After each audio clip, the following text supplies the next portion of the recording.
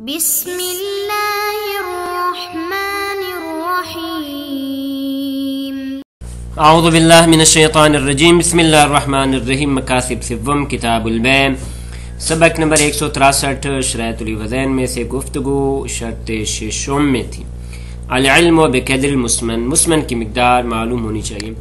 تو آج کے سبق میں ایک نیا مسئلہ شروع کر رہے ہیں اور وہ مسئلہ مناسبت رکھتا ہے سابقہ مسئلے کے ساتھ۔ وہاں پہ بحث تھی جواز اندار، ظرف کو مظروف سمیت بیچے جا رہا ہے، مصروف کو ظرف سمیت بیچے جا رہا ہے، تو کس طرح اسقاط کر سکتے ہیں، اندار کر سکتے ہیں۔ تو اسی کے ساتھ ملتا جلتا ایک اور مسئلہ ہے، وہ یہ ہے کہ اگر مظروف کو اس ظرف کے ساتھ کہ جو موزون ہے اور دونوں کو اکٹھا وزن کر کے بیچا جائے تو بیچنا جائز ہے یا جائز نہیں؟ فرماتے ہیں جائز ہے، اگرچہ ہر ایک کا علیحدہ علیحدہ وزن معلوم نہ ہو سکے مگر مجموع کے وزن کے ساتھ، تو فرماتے ہیں بنا بر مشہور جائز ہے، بلکہ فرماتے ہیں اجماع ہے، کیونکہ کوئی ایسا قائل موجود نہیں کہ جو اس کے خلاف فتویٰ دے، مگر جناب شہید ثانی نے کیل کہا ہے ایک جگہ پہ قیلا، اور پھر آخر میں فرمایا کہ وَهَذَا الْكِيلُ ضَعِيفٌ، اور اسی طرح بعض عامہ، بعض حنابل اور بعض شافعیہ وہ قائل ہیں کہ بیع جائز نہیں۔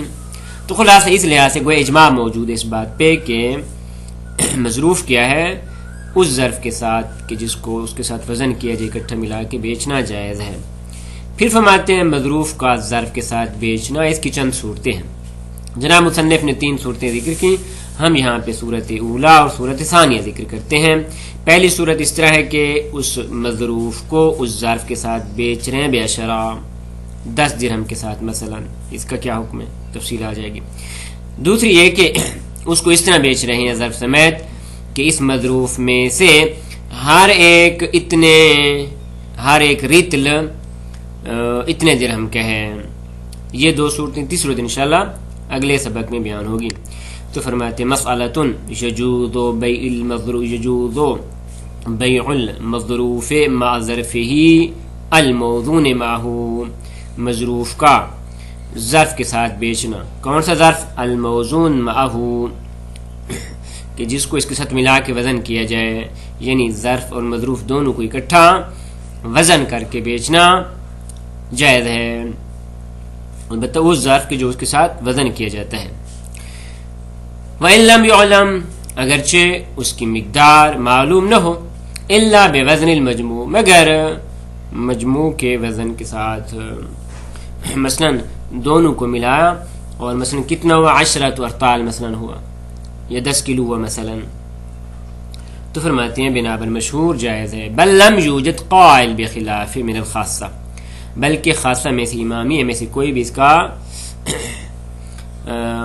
خلاف کا فتویٰ دینے والا نہیں ہے، اس کے خلاف کسی نے بھی فتویٰ نہیں دیا۔ الا ما ارسلہ فی الروضہ، مگر وہ کہ جناب شہید ثانی نے روضہ میں قیلا کہا ہے۔ ارسال سے مراد یہ کہ وہ قائل معلوم نہیں ہے، جناب نے قیلا کہا ہے اور پھر آخر میں فرمایا وَهُوَ ضَعِيفٌ، تو ارسال سے یہ مراد ہے۔ اسی طرح وَنَاصَبَ فِي التَّذْكِرَةِ إِلَى بَعْضِ الْعَامَّةِ، علامہ ہلی رحمۃ اللہ علیہ نے بعض عامہ، بعض شافعی اور بعض حنابلہ کی طرف نسبت دی ہے کہ وہ کہتے ہیں جائز نہیں ہے۔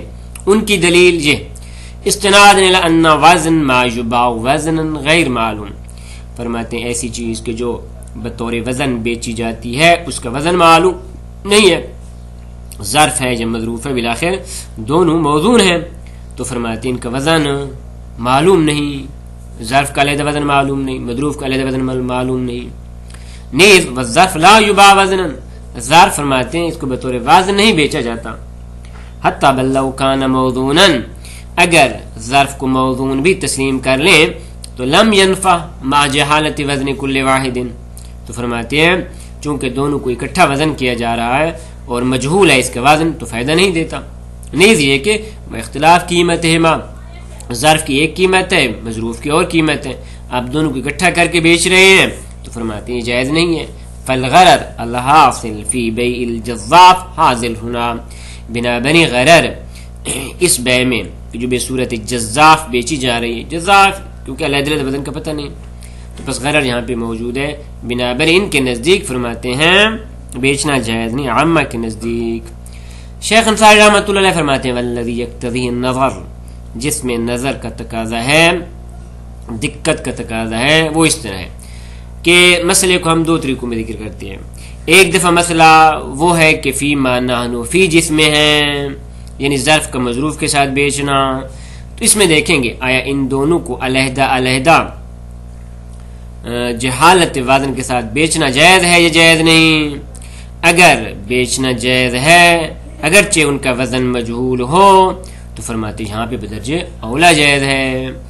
اما فی ما نحن فیہ، فی ما نحن فیہ یعنی ظرف کا مظروف کے ساتھ بیچنا یا مظروف کا ظرف کے ساتھ بیچنا، اگر من ما جوز شرعا بیعہ منفردا عن الظرف، اگر اس مظروف کا انفرادن بیچنا جائز ہو ما جہالت وزن ہی، اگرچہ اس کا وزن مجہول بھی ہو، اگر انفرادن جائز ہے فالقط بالجواز منضمن، تو پس یقین کرنا چاہیے بصورت انضمام اور ملا کر بیچنا جائز ہے، جیسا کہ بیان ہوا بیع المظروف مع ظرف یجوز۔ پس کہتے ہیں یہاں پہ دلیل اذ لم یحصل بالانضمام معنی، ہاں شرط یہ ہے کہ انضمام کی صورت میں اگر کوئی معنی شرعی موجود نہ ہو، ولا ارتفع شرط، اور انضمام کی صورت میں کوئی شرط بھی مرتفع نہ ہو تو جائز ہے۔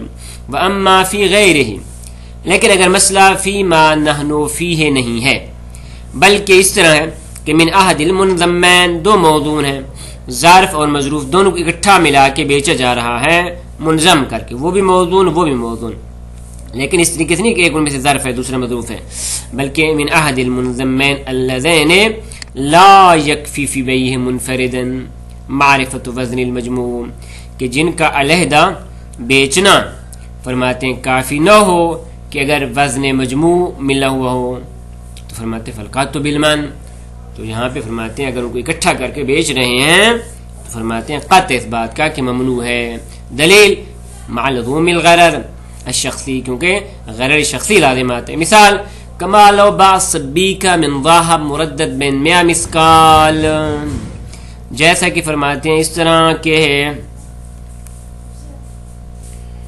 بین 100 مسقال و 1000،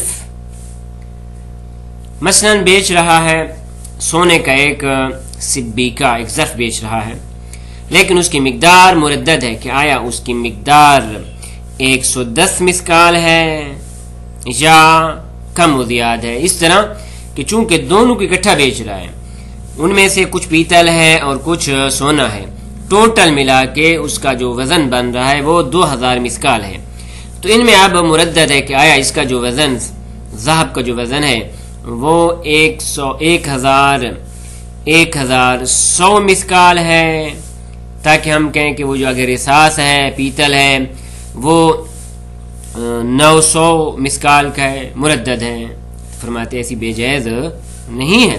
کما لو باع صبیک من ذهب مردد بین مسکال و 1000 ما وصل من رصاص قد بالغ وزنهما 2000 مسکال، جس طرح فرماتے ہیں 1100 مسکال، اور یہ کہ ممکن ہے کم و زیاد ہو، کس طرح کہ اس کو ملا کے بیچ رہے پیتل کے ساتھ کہ قد بالغ وزنهما، کہ دونوں کا وزن 2000 مسکال ہے، 2000 مسکال ہے، تو یہ جائز نہیں۔ کیوں؟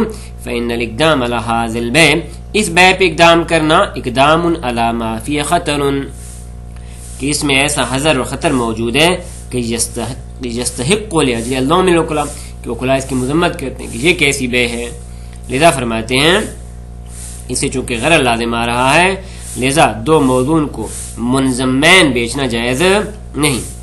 وَأَمَّا مَا انتفاع الغرر شخصی، اگر یہ ہو کہ غرر شخصی منتفی ہے، وَإِنْحِصَارِ الْمَانِ فِي النَّصْ، لیکن معنی نص میں موجود ہے، کس طرح کہ نص کہتی الدال علی لزوم الاعتبار بالکیل والوزن، کہ نص کہتی ہے کہ یا آپ اس کو بصورت کیل یا بصورت وزن بیچیں، یعنی معتبر ہے کیل یا وزن۔ نیز یہ کہ والاجماع، اور اجماع منعقد علی بطلان البیع اذا کان المبیع مجہول المقدار فی المکیل والموزون، اجماع یہ کہتا ہے کہ اگر مبی کی مقدار موجود ہے کیلن اور وزنن تو بھائی باطل ہے. بس غرر شخصی تو موجود نہیں، لیکن معنی کہاں پہ ہے؟ فرماتے معنی نص میں موجود ہے اور اجماع میں موجود ہے. تو فرماتے جہاں فالقطع بالجواز، تو یہاں پر بھی فرماتے ہیں جواز قطع اور یقینی ہے. کیوں؟ ہاں، لأن النص والاجماع، کہ یہ جو معنی آپ نے نص اور اجماع سے ذکر کیے ہیں ان کا تعلق ہمارے ساتھ نہیں ہے. کیوں؟ انما دل علی لزوم اعتبار المبی، کیونکہ یہ دونوں یہ کہتے ہیں کہ مجموع اعتبار المبی، مبی اس میں معتبر ہے. کیا معتبر ہے؟ کہ بصورت کیل یا بصورت وزن ہو. لا کل جز منہ، نہ ان میں سے ہر ایک کی جز علیحدہ علیحدہ. خب یہاں پر بھی ہم ظرف مال مظروف بیچا جا رہا ہے. بس نص اور اجماع یہ اس میں ہمارے لیے معنی ذکر نہیں کر رہے، کیونکہ وہ کہتے ہیں کیلن وزنن، فرماتے ہیں ہم بھی بصورت وزن بیچ رہے ہیں. نہ یہ کہ آپ ظرف کا علیحدہ حساب کریں، مظروف کا علیحدہ حساب کریں، اس پہ نص اور اجماع دلالت نہیں کرتے. تمام. لیکن فرماتے ہیں ولو کان احد الموضونین یجوز بیعہ منفردا، اس کا عطف ہے اس پہ کہ احد المنضمین پہ. فرماتے ہیں ولو کان احد الموضونین یجوز بیعہ منفردا، اگر احد الموضونین کا بصورت انفرادی بیچنا جائز ہو. کس طرح؟ کہ ما معرفت وزن المجموع، کہ اگر مجموع کا وزن معلوم ہے دون الاخر، دوسرے کا معلوم نہیں. مجموع کا پتہ ہے اس کا ٹوٹل وزن اتنا ہے، اور ان میں سے ایک کا علیحدہ بیچنا جائز ہے منفردن، جبکہ دوسرے کا بیچنا بصورت انفرادی جائز نہیں. مثال کمال و فرضنا جواز بیع الفضہ المحشہ بالشمع، فرماتے ہیں ایسی فضہ کہ جس کا حاشیہ شمع کے ساتھ ہے، اس کا علیحدہ بیچنا جائز ہے. اور ادھر عدم جواز بیع شمع کذالک، خود شمع اس کا علیحدہ بیچنا جائز نہیں ہے. اگر ان دونوں کو اکٹھا ملا کے بیچا جائے تو فَإِن فَرَضْنَا الشَّمْ تَابٍ لَا يَضُرُّ جَهَالَتُ، اگر یہ فرض کریں کہ شمع تابع ہے اور جو مقصود بالمبی ہے وہ فضہ المحشہ ہے، تو فرماتے لا يَضُرُّ جَهَالَتُهُ، جیسا کہ مسئلہ پہلے گزر چکا ہے. تو فرماتے ہیں یہاں پہ اس کی جہالت فرماتے ہیں ضرر نہیں دیتی. وَإِلَّا فَلَا، لیکن اگر بصورت تابع نہ ہو پھر فرماتے ہیں جائز نہیں، جیسے کہ اندار والے مسئلے میں ذکر ہو چکا. ثم ان بیع المظروف مع الظرف یتصور علی صور، مظروف کا ظرف سمیت بیچنا اس کی چند صورتیں، 3 صورتیں. پہلی صورت احدہ ان یبیعہ مع ظرفہ، مظروف کو ظرف سمیت بیچ رہے ہیں. کس طرح؟ بعشرہ، مثلا 10 درہم پہ. تو پھر کیا کرنا چاہیے؟ فیقسط الثمن علی قیمتي کل من المظروف والظرف لو احتیج الی التقسیط. تو اس صورت میں اگر تقسیط کی ضرورت پڑ جائے، کس طرح؟ مثلا ظرف کسی اور کا تھا تو وہ کہتے ہیں بھی ظرف کی تو آپ نے قیمت مجھے دینی ہے. تو فرماتے مشکل نہیں، آپ ایسا کریں کہ سمن کو آپ تقسیم کر دیں علی قیمتي کل من المظروف والظرف. مثلا کس طرح؟ اس طرح کہ جیسا کہ آگے آ رہا ہے فَإِذَا قِيلَ قِيمَةُ الظَّرْفِ دِرْہَم، مثلا کہا جائے کہ ظرف کی قیمت 1 درہم ہے، وَقِيمَةُ الْمَظْرُوفِ 9، اور مظروف کی قیمت 9 درہم ہے، تو کان للظرف عشر الثمن. تو فرماتے ہیں یہاں پہ جو نسبت نکلے گی عشر کی نسبت نکلے گی، تو پس ظرف کو کیا ہے؟ اس ثمن کا عشر دیا جائے گا، اس کی قیمت لگائی جائے گی. الثانیہ، دوسری صورت ان یبیعہ مع ظرفہ، مظروف کو ظرف ساتھ بیچ رہے ہیں بقضا، یعنی اتنے درہم کے ساتھ. کس طرح کہ علی ان کل رطل من المظروف بقضا، کہ مظروف میں سے ہر رطل مثلا 1 درہم کا ہے. تو یہ مسئلہ اندار ہے. فیحتاج الی اندار مقدار للظرف، تو اس صورت میں ظرف کی جو مقدار ہے اس کا ساکت کرنا اس کی احتیاج ہے. ویکون قیمت الظرف ما بقی بعد ذلک، اور فرماتے ہیں جو قیمت ہوگی وہ بعد والی، یعنی ظرف کی قیمت نکال کے بعد والی جو ہوگا وہ مظروف کے لیے ہوگا. وہذا فی معنی بیع کل منہما منفردا، اور یہی معنی ہے کہ ان دونوں کو بصورت انفرادی بیچنا جائز ہے، یعنی اس طریقے سے جیسے کہ ہم نے ذکر کیا ہے، اور اس کی تفصیل پہلے مسئلہ اندار میں گزر چکی ہے۔ صلی اللہ علی محمد و اہل بیت الطیبین الطاہرین۔